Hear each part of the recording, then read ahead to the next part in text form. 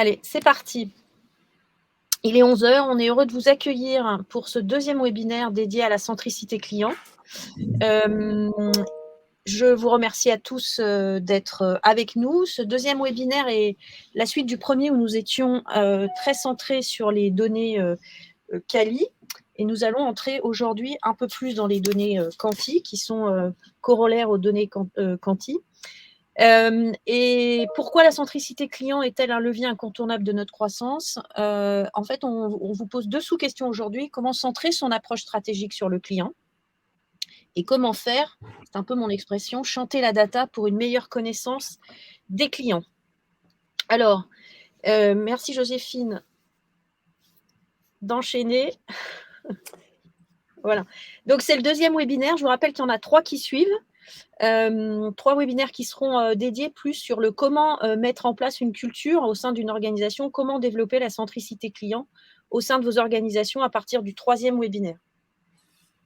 Alors, nous accueillons aujourd'hui Bénédicte et Joséphine. Bénédicte était avec moi lors du premier webinaire, elles vont se présenter. Et Joséphine, qui travaille pour Lineup 7, va également se présenter juste après moi.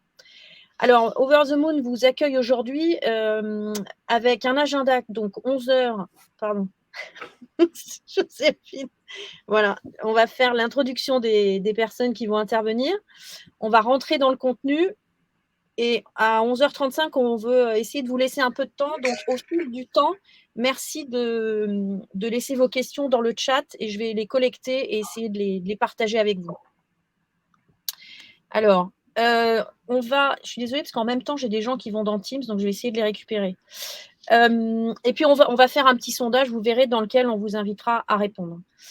Pour ceux qui ne connaissent pas Over the Moon, on vous accueille aujourd'hui parce que Over the Moon, dans son métier, qui est la mise en œuvre des stratégies pour nos clients, on a une approche très centrée, justement, centricité client, parce que nous sommes convaincus, de par notre expérience, qu'un des biais des échecs de la mise en œuvre des stratégies, ou du moins de manque de puissance dans leur mise en œuvre, c'est qu'elles ne sont pas assez centrées, justement, sur la création de valeur client. C'est-à-dire qu'au fil du temps, ça va se déliter. Et puis, plus globalement, on a fait le constat qu'en France, on a une culture marketing plutôt faible. On est très, très fort dans le développement de produits, mais beaucoup moins affûté sur tout ce qui est offre et segmentation client, connaissance des clients. Voilà, donc c'est un de nos leviers forts dans ce que nous faisons. Je passe la parole à Bénédicte qui va se présenter.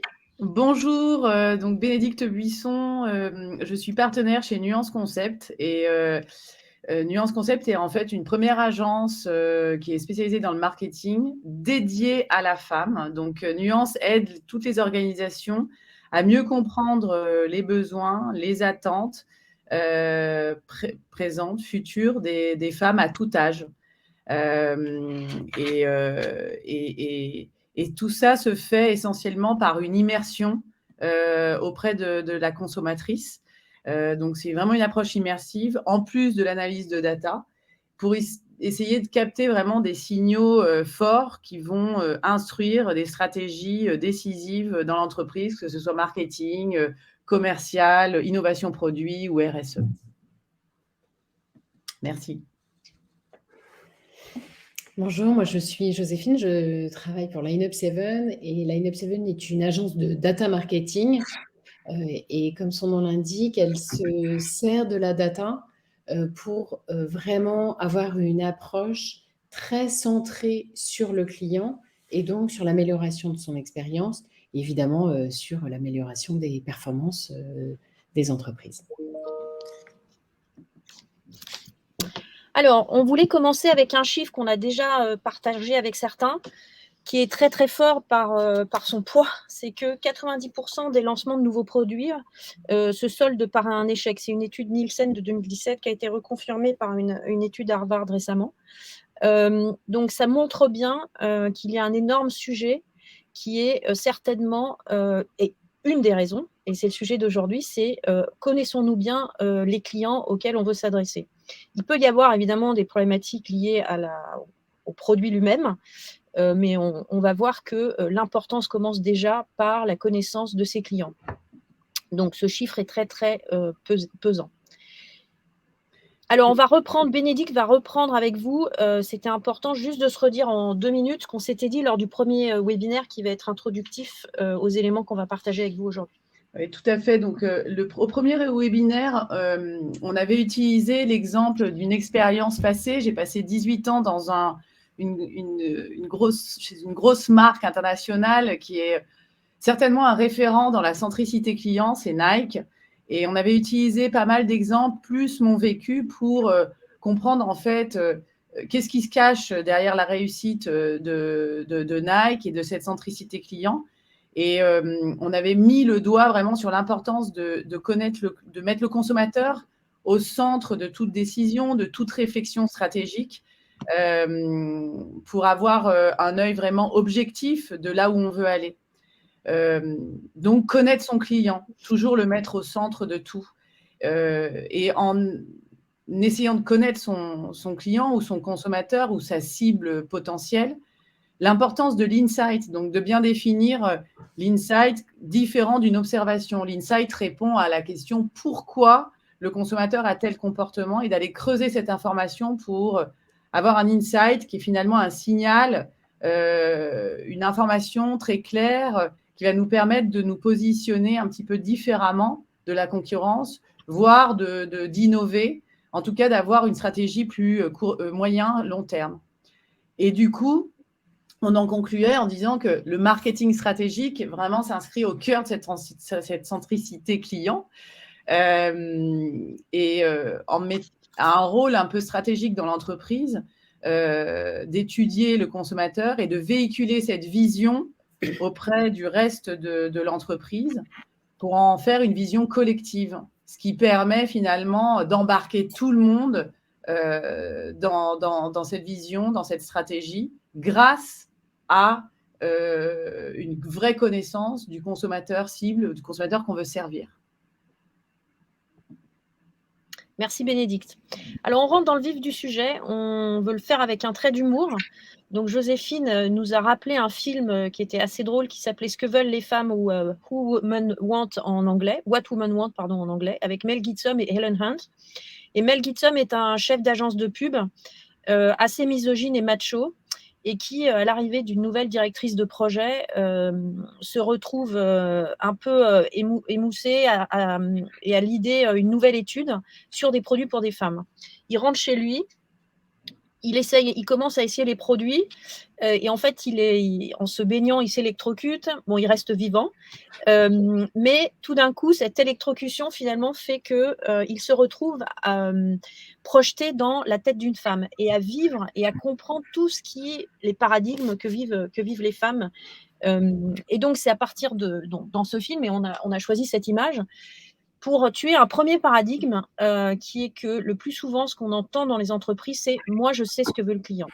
Donc, comme on sait ce que veut le client, on n'a pas besoin d'aller le voir, en fait, on n'a pas besoin de le questionner, on sait déjà ce qu'on veut. Que ce soit du domaine marketing et surtout commercial, c'est-à-dire je sais pour le client, n'allez pas le voir, n'essayez pas de lui poser la question, ou même dans les domaines, par exemple, de l'ingénierie, on va avoir des gens qui travaillent tous les jours sur des produits et qui savent penser pour le client, parce qu'ils pensent qu'ils savent eux-mêmes ce que veut le client. Donc, c'est ça qu'on va aussi aborder aujourd'hui, et que justement, non, on ne sait pas ce que veut en fait le client, et on va aller le chercher et on va être au plus proche de lui pour le faire. Voilà, donc c'était un peu ce film qui voulait parler de ça.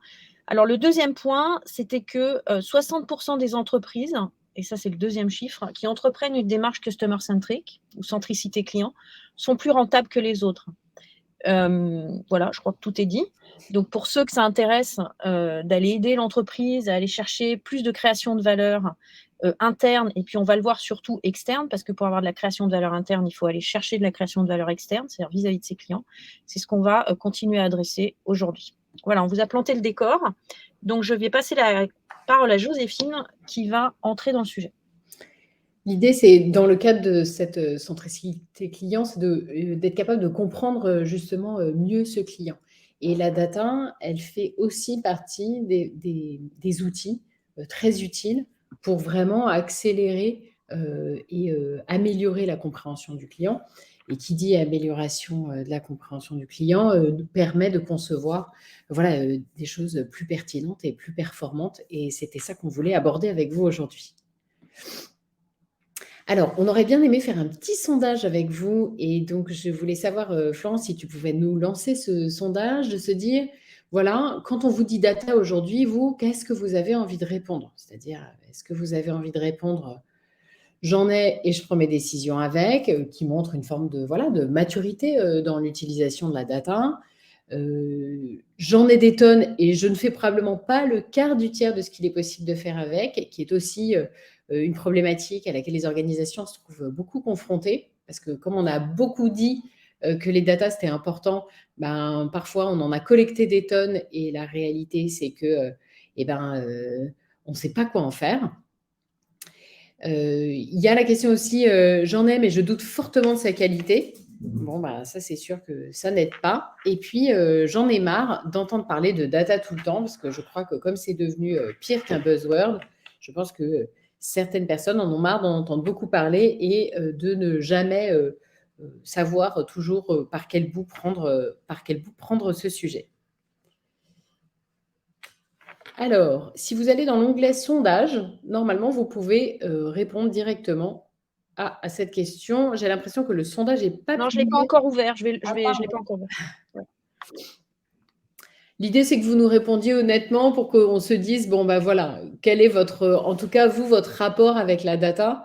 On fera un petit, prenez le temps de répondre, on fera évidemment un petit retour sur vos réponses.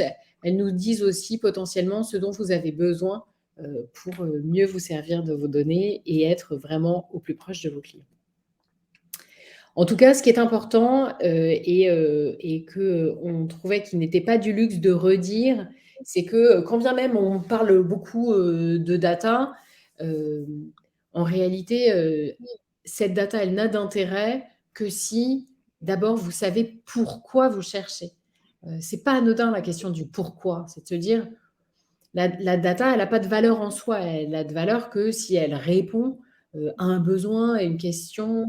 Et donc, en premier, avant tout, il faut savoir pourquoi vous cherchez cette donnée et donc de savoir quel est l'objectif business que vous voulez tacler.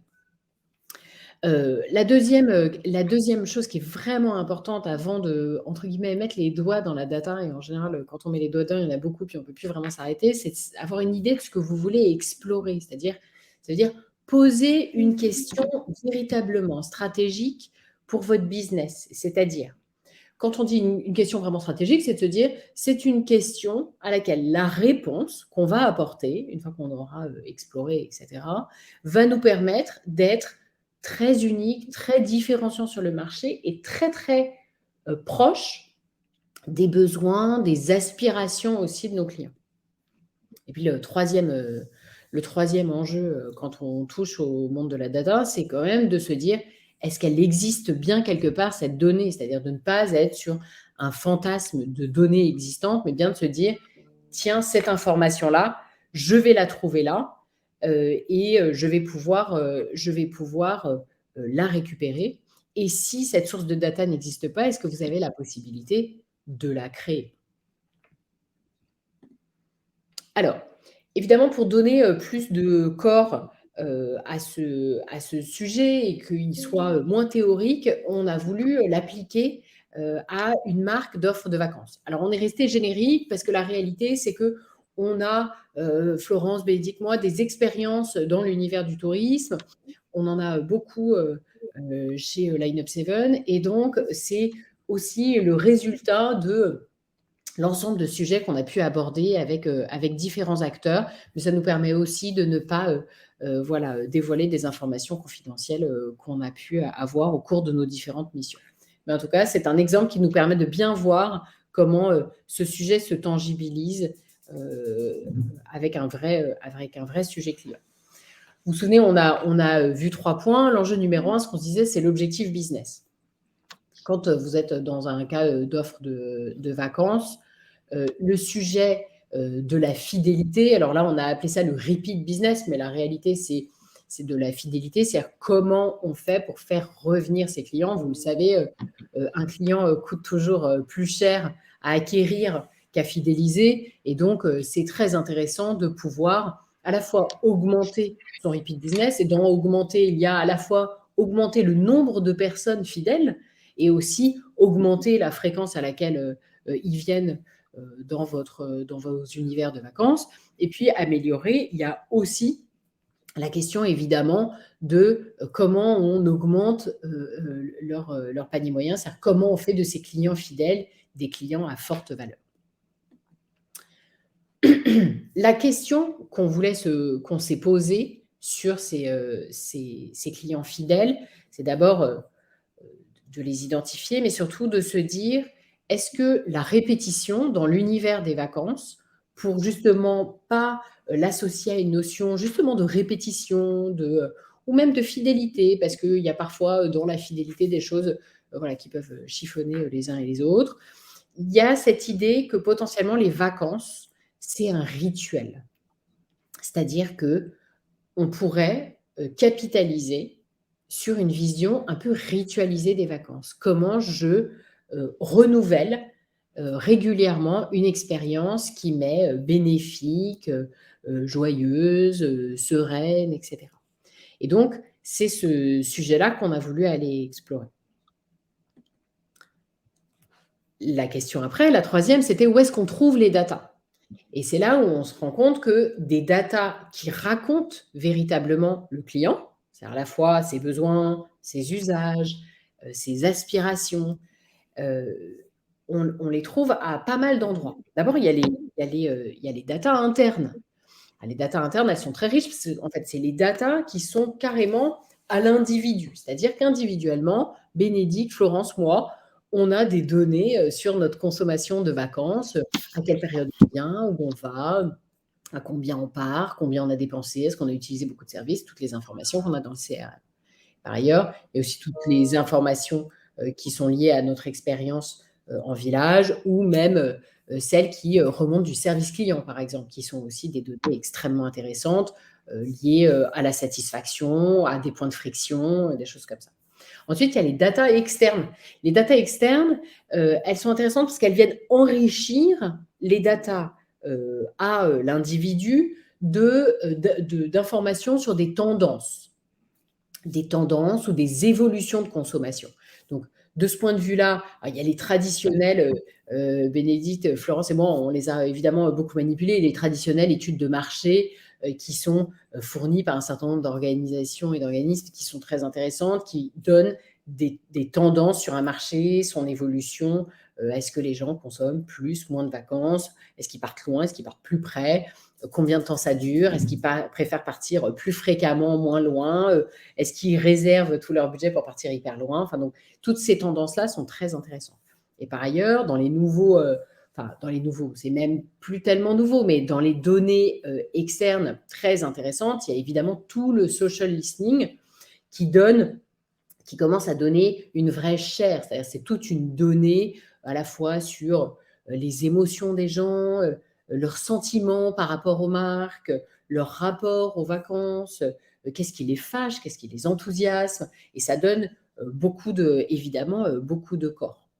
Toutes les données, après, quand on redescend sur des choses qui sont plus proches, c'est-à-dire qui sont des données externes qui sont plus proches de la marque, il y a évidemment toutes les données des partenaires qu'on peut se partager. Typiquement, quand on est, je sais pas, un village de vacances et qu'on a comme partenaire pas mal de centres d'activités sportives ou outdoor, récupérer leurs données, c'est hyper intéressant.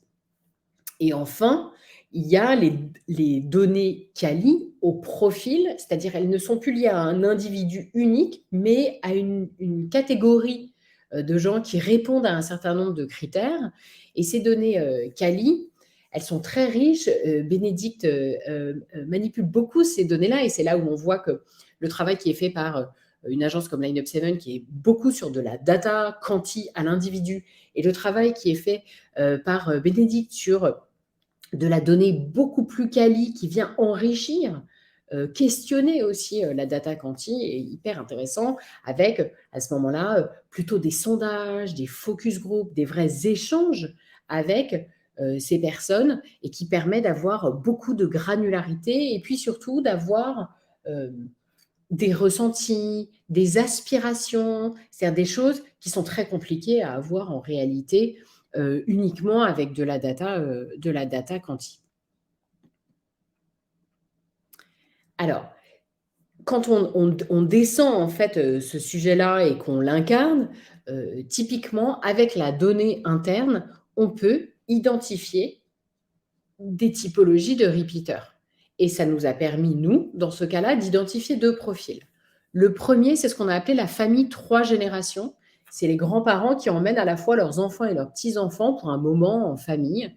Et donc, c'est des moments de retrouvailles. C'est souvent, d'ailleurs, l'aîné des générations qui organise ça pour l'ensemble de sa tribu. Et qui organise ça à intervalles en réalité assez réguliers.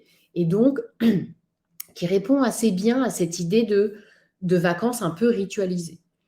Et le deuxième profil qu'on a identifié en croisant les données internes, c'est ce qu'on a appelé la bande de copains. C'est-à-dire que c'est une population qui est plus jeune, qui part en bande et qui aime répéter de la même façon ce moment heureux entre copains.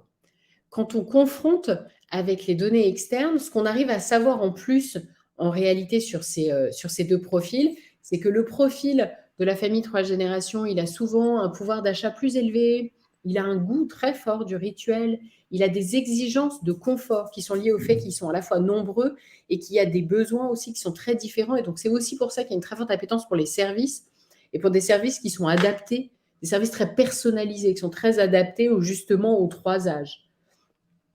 Par ailleurs, de son côté, ce qu'on a appelé la bande de copains, elle a beaucoup d'appétence pour les activités extérieures, ce qui est assez logique, très sport, des choses comme ça, trail, découverte, etc. Ils ont un budget qui est plus surveillé, mais c'est très important aussi comme de le savoir, parce qu'évidemment, on ne tacle pas les mêmes offres. Et puis, ils ont vraiment cette idée aussi du plaisir de se retrouver un peu à répétition. Et on sait d'eux, grâce aux études marché, qu'ils ont évidemment une conscience environnementale assez développée, qui a évidemment un gros impact aussi sur leur choix de vacances. Alors, on pourrait s'arrêter là et avoir des conclusions ou des réflexions stratégiques pour la suite, pour notre décision en termes de proposition de voyage et faire en sorte qu'on crée plus de repeaters. Mais si on va plus loin, on peut aller s'immerger pour aller en comprendre encore mieux ces 2 profils, les observer, les comprendre et en fait aller voir ce qui est invisible par la data. Donc, voir des choses que la data ne nous dit pas, des choses qui vont nous permettre en fait de comprendre ces profils dans leur vie totale, voir comment leur environnement influence leurs choix et influence du coup leur rapport aux produits qu'on leur propose, ces vacances-là. Donc, c'est un moment qui est assez intéressant parce que c'est là où on va pouvoir ouvrir nos chakras sur ce profil. Et c'est là où on va passer d'un profil à un persona en allant étudier, en fait, vous voyez ici, tout cet environnement qui constitue ce personnage dans sa vie.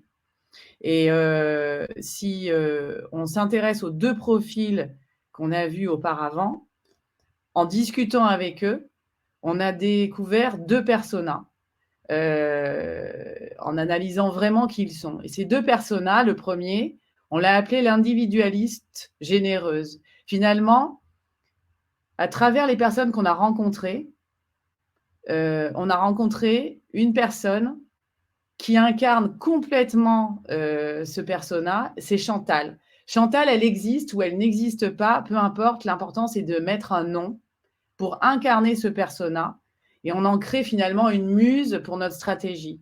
On va décrire Chantal dans le moindre détail. Et Chantal, elle a entre 65 et 68 ans, c'est une grand-mère qui veut faire plaisir à sa famille, qui bosse énormément, notamment sa fille et son gendre. Ils sont hyper sportifs, ils ont des enfants, donc les petits-enfants de Chantal. Elle adore les voir. Mais quand elle les voit, il y a cette notion de chic, ouf. Chic, je les vois, ouf, ils repartent. Donc, elle veut des vacances où elle a le temps de profiter, mais elle a aussi envie de profiter d'elle et d'être relax. Donc, il y a ce côté, je suis individualiste, mais je suis généreuse. J'ai envie de profiter d'eux, mais aussi de profiter de mon temps à moi. En discutant avec elle, on crée cette muse, donc Chantal, et à travers toutes les informations qu'on récolte, si on va beaucoup plus loin, on va se dire qu'il y a une opportunité pour faire du repeater, Chantal un repeater, c'est de lui proposer régulièrement un endroit clé en main qui serait un resort de bien-être et de sport familial. C'est-à-dire où on a toute la liberté de faire ce qu'on veut, mais dans un endroit complètement sécurisé. Donc ça, c'est un produit qui est spécifique et qu'on pourrait lui proposer, mais toujours à des endroits différents en France ou dans le monde. Ça serait l'occasion de créer des partenariats, certainement, pour notre agence de voyage ou de vacances différents. Si je prends le Persona 2, on étudie donc ce profil qu'on a vu tout à l'heure de bande de copains et en fait, il en ressort clairement Inès, qui devient notre muse. Inès, elle a 22 ans. Elle a 22 ans et on a envie de l'appeler l'éco-trotteur. Pourquoi ? Parce que cette fille qui est hyper citadine, elle adore la nature. Son but, c'est vraiment toujours de partir, découvrir des endroits super avec ses amis. Elle a découvert le vélo électrique l'année dernière. Elle ne fait que ça. Elle navigue que comme ça en vélo électrique. Elle a passé ses dernières vacances en van avec une bande de copains et elle a découvert la France, notamment le sud-ouest, comme ça. Et elle a vraiment ce rapport à la nature qui est hyper important, rapport surtout à la découverte, toujours faire des choses un peu nouvelles qui la motivent. Et elle adore la musique. Ça, la musique et ses amis, c'est très important. Et finalement, donc, on l'appelle l'éco-trotteur. Et qu'est-ce que nous, en termes de marque, de vacances, on pourrait faire ? Là, il y a un truc, un concept qui n'existe pas et qui se rapporte à une tendance qui est émergente, c'est le cyclotourisme. Et donc, on pourrait se creuser à travailler une proposition pour des repeaters de toujours proposer un cyclotour festival, cyclotour gourmet, pour répondre à cette proposition de découverte entre copains de la nature et de quelque chose de fun. Donc, vous voyez un petit peu à travers ces analyses-là, ouais, on peut aller très, très, très loin.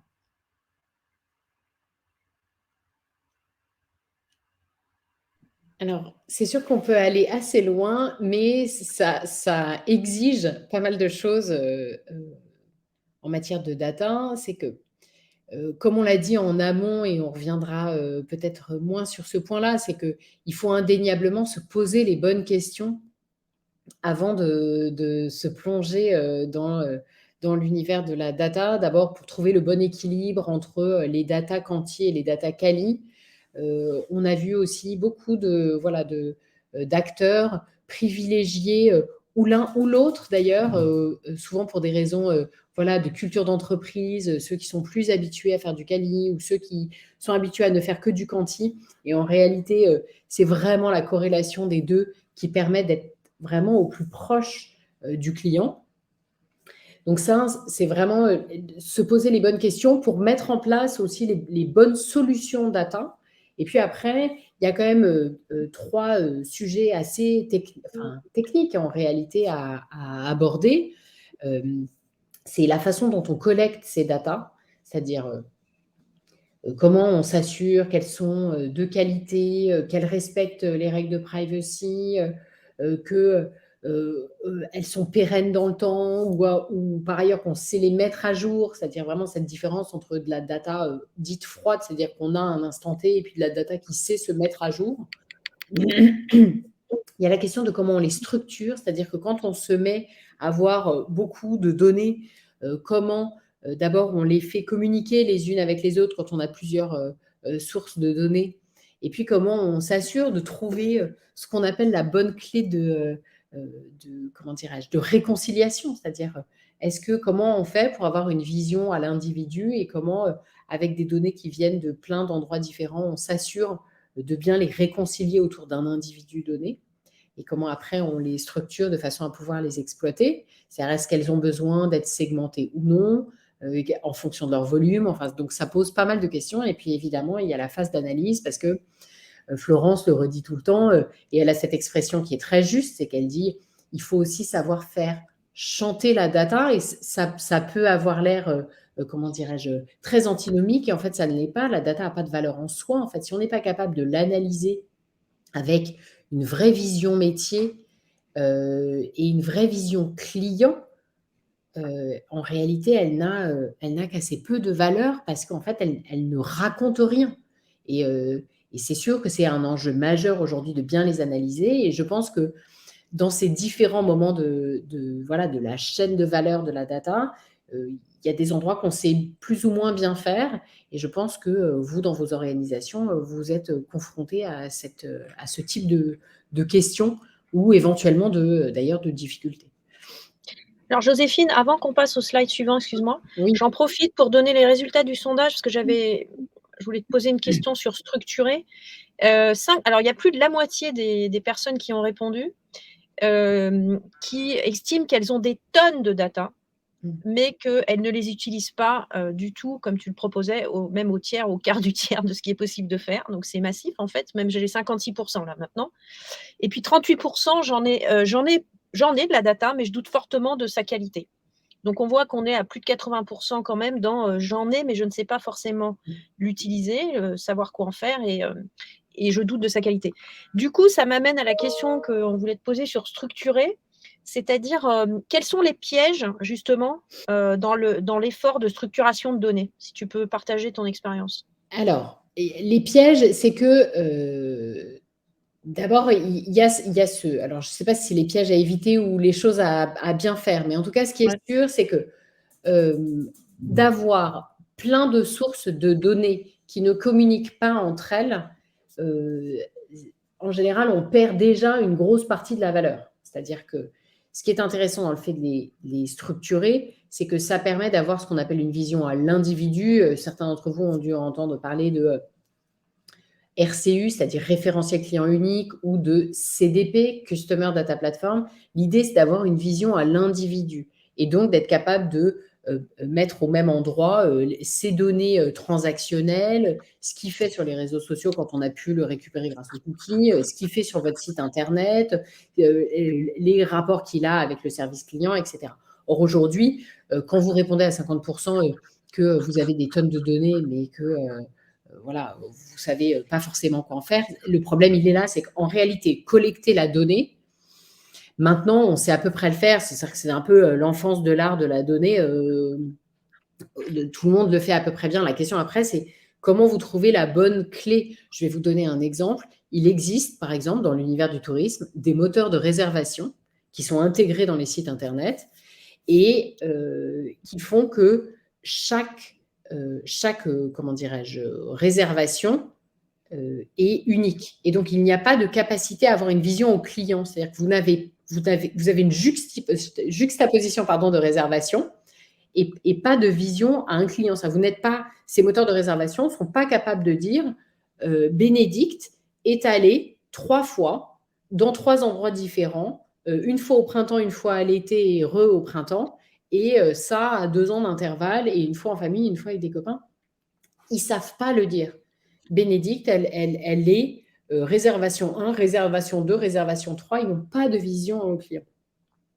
Et quand il s'agit de les réconcilier, le truc le plus simple, par exemple, qui est par ailleurs une clé de réconciliation et qu'on appelle aussi de déduplication assez traditionnelle, qui est l'adresse mail, parfois, ils n'y arrivent pas non plus. Parce que la réalité, c'est qu'un coup, Bénédicte, elle a réservé avec son adresse mail pro, puis une fois avec son adresse mail perso, puis une fois, c'est son conjoint qui l'a fait. Et donc, c'est très compliqué. Et c'est là où, en général, le bas blesse. Et c'est là où c'est intéressant de faire un effort. C'est-à-dire d'abord de s'assurer que quand on collecte, on a bien la même clé partout.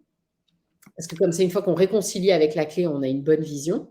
Et puis, surtout, ça, c'est vraiment assez fondamental. Et puis surtout, de faire l'exercice de réconcilier pour pouvoir ensuite structurer, c'est-à-dire de dire, une fois que j'ai cette personne, j'ai son adresse mail, son prénom, son nom, et de bien définir surtout les datas dont vous avez besoin.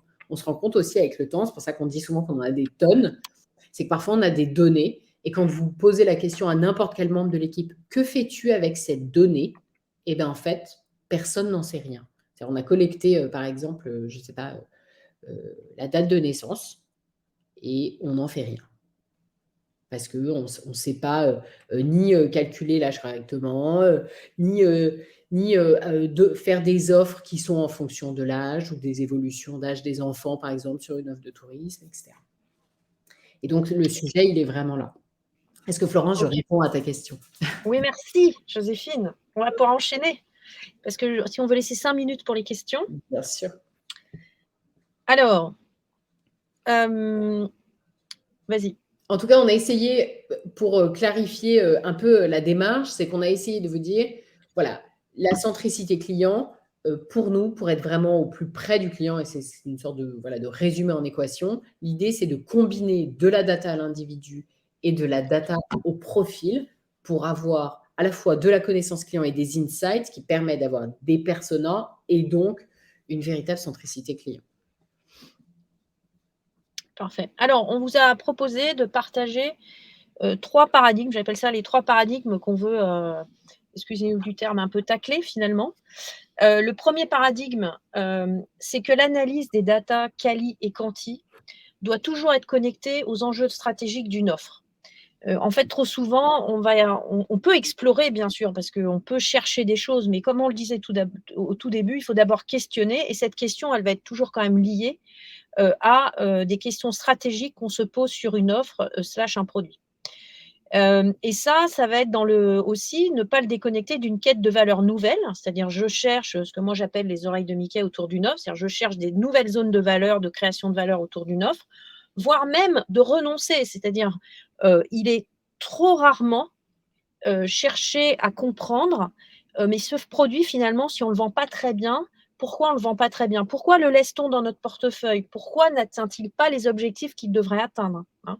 On peut souvent trop chercher à comprendre le produit en lui-même, mais plus rarement, est-ce qu'on n'a pas mal ciblé nos clients par rapport à cette offre ou ce service? Voilà. Le deuxième paradigme qu'on vous propose, c'est en fait, quand vous allez croiser les data et les insights dont on vient de parler, et dont on a parlé avec aussi Bénédicte au premier webinaire, plus sur l'insight, c'est que forcément, ça va questionner la segmentation de vos clients. Il n'est pas anodin, évidemment, et donc ça va toucher la compréhension qu'on a de son marché. Donc, c'est très stratégique tout ça. Ce n'est pas du tout, on cherche juste une donnée. En fait, on est en train de questionner le regard, la façon dont on perçoit, on analyse son marché, et donc c'est sa segmentation client. Voilà. Donc, ce ne sont pas des analyses en soi que de données ou de compréhension de données, on touche à la stratégie en fait d'une offre, voire de l'entreprise. Puisqu'on a parlé on a parlé de persona. Le troisième paradigme, et moi, c'est celui qui est le encore plus important dans mon vécu, en fait, ou avec les entreprises avec lesquelles on travaille, c'est que le client, il appartient à tout le monde. Il n'y a pas une personne qui détient le client. Et donc, ce sont les rapprochements d'expériences que chacun va avoir avec le client qui vont faire la richesse aussi de la compréhension des données qu'on va analyser. Ce qui veut dire, et ça me permet de faire l'introduction du troisième webinaire, que c'est un travail collectif et collaboratif. Pour ceux qui étaient au premier webinaire avec Bénédicte, elle l'avait très bien exprimé au sein de son expérience de Nike. Donc, ce troisième webinaire, on va l'orienter, on va commencer à évaluer, à vous apporter des éléments de compréhension sur qu'est-ce qui fait qu'on installe une culture, justement, client, cette centricité client, comment on peut amener, en faisant des premiers gestes, à faire bouger les lignes au sein de son organisation. Voilà, ça ne se fait pas en un jour, c'est très long, parce que la maturité des acteurs dans une organisation par rapport à ces sujets est très différente. Donc, il va falloir réconcilier toute cette, j'allais dire, maturité organisationnelle autour de ce sujet. Donc, c'est pas du tout facile. Voilà, mais on va commencer à vous donner des clés à ce troisième webinaire. Voilà. Donc, on espère que vous avez appris des choses. On va vous retrouver. Alors, on ne vous a pas encore donné la date parce qu'en fonction des intervenants, mais disons qu'on espace en général de 6 semaines chacun des webinaires, ce qui nous amènera, je pense, fin mars, pour ce troisième webinaire. Je me permets de vous soumettre un sondage pour évaluer ce webinaire parce que ça nous aidera à comprendre ce qu'on doit améliorer. Voilà, donc si vous voulez bien voter et voire même mettre des commentaires, ça nous aidera dans la suite. Voilà, j'ai pas vu beaucoup de questions, mais c'est pas grave. Comme vous savez dire, vous étiez attentifs en même temps. J'espère que ça va vous permettre de mûrir. Et vous avez mon adresse mail dans l'invitation à Outlook, donc n'hésitez pas si vous avez des questions, des suggestions. Je suis preneuse de tout ce que vous pourrez nous partager. Voilà. On vous souhaite, j'attends juste les résultats. Je ne sais pas si tout le monde a voté sur le webinaire. Vous l'avez vu Non, peut-être pas. Est-ce que vous voyez, les filles, est-ce que vous voyez le sondage d'évaluation? Oui. Ah, ok. Oui, les gens répondent, donc... Ok, parfait. Ah, j'ai une question. Attendez, hop. Ah, alors Gilles qui nous demande, salut Gilles, quelle stratégie pour gérer la confiance dans les données, dans la donnée? Est-ce que ça vous inspire? En réalité, votre sujet, alors je voudrais être sûre, c'est bien la qualité de la donnée que vous avez qui est le fond de votre question. Alors attends. Si vous me faites un petit oui dans le chat, ça m'aide parce que malheureusement ça n'est pas interactif. Alors attends, il a répondu. Ah oui, c'est quand vous dites c'est 33% des réponses, c'est-à-dire j'en ai mais je doute fortement de sa qualité. Ben, il y a plusieurs, il y a effectivement, alors c'est pas tant une stratégie que en réalité une méthodologie j'allais dire, de nettoyage des données. C'est-à-dire que quand il s'agit de alors j'insiste sur ce point, c'est quand il s'agit de vos données internes, c'est-à-dire quand vous avez des données clients, par exemple, vous nettoyez régulièrement les bases, c'est-à-dire qu'on enlève tous les mails qui ne fonctionnent pas, sur lesquels il y a des rebonds, on enlève tous les tests, on enlève tout. En fait, il y a des techniques qui permettent à la fois de vérifier si l'adresse mail ressemble quand même à une association du prénom et du nom et n'est pas un test, je ne sais pas trop quoi. Enfin, il y a un certain nombre d'outils comme ça qui vous permettent de nettoyer vos bases clients de comptes qui seraient faux ou de choses comme ça. Et donc, et puis après, il y a des systèmes, alors ça dépend quelle typologie de données, mais il y a en réalité des méthodologies de traitement pour s'assurer de la qualité de la donnée. Et il y a aussi, alors, mais ça dépend vraiment de quelle typologie de données. Typiquement, par exemple, quand on parle des données digitales, donc toutes celles qui sont celles de votre site, il y a à la fois la vérification du tracking de votre site, la confrontation de plusieurs outils quand vous avez un outil de web analyse et un outil d'analyse comportementale, par exemple. Donc, il existe pas mal de méthodologies pour traiter la qualité des données. Et une fois que, du coup, vous avez amélioré la qualité de ces données, vous pouvez... ça améliore évidemment votre confiance. Mais la data quality, c'est évidemment un sujet majeur. Mais qui effectivement n'est pas toujours traité parce que c'est du temps, c'est de la ressource de s'assurer que ces datas sont entre guillemets propres. Merci Joséphine, merci Gilles pour la question. Ah, j'ai un pop-up de questions. Hop. Merci, voilà. Merci. Très bien. Eh bien, on est juste à l'heure, c'est parfait. On vous remercie beaucoup. Alors, je remercie Bénédicte et Joséphine qui ont fait un gros travail de pédagogie aussi pour aujourd'hui. Merci de leur engagement par rapport à ce webinaire. Et merci à tous d'être avec nous ce matin. On vous retrouve pour le 3e webinaire fin mars pour commencer à rentrer dans comment faut-il faire pour amener une organisation à être un peu plus centrée client. Voilà. À très vite et très bonnes vacances de ski à ceux qui partent au ski. À bientôt. Merci. Au revoir. Au revoir.